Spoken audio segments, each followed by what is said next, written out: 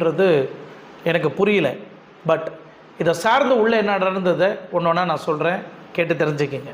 நம்புவேன், அது நடந்திருக்கு எனக்கு இப்போ வரைக்கும். எப்போவுமே இதுக்கப்புறமும் நடக்கும் எனக்கு நம்பிக்கை இருக்குது. I know that will happen for sure. So இதுக்காக வந்து யாரையும் லைக் அகேன்ஸ்டாக பேசிக்கவும் வேணாம். அது வந்து இந்த வீடியோவோட மோட்டிவ் கிடையாது. மணிமேகலையும் பிரியங்காவோட தனிப்பட்ட நபர் பிரச்சனை கிடையாது. அதையும் தாண்டி இது ஒரு தனியார் தொலைக்காட்சியோட, தனியார் டெலிவிஷனோட இஷ்யூ. அது மட்டும் இல்லை, ஒட்டுமொத்த இன்றைக்கி சோஷியல் மீடியா ஆகட்டும், டிவி சேனல் ஆகட்டும், கரண்ட் நியூஸ் அப்டேட்டோட இந்த மணிமேகலையும் பிரியங்காவையும் வச்சு வேறு லெவலில் ட்ரோல் பண்ணிகிட்ருக்குறாங்க.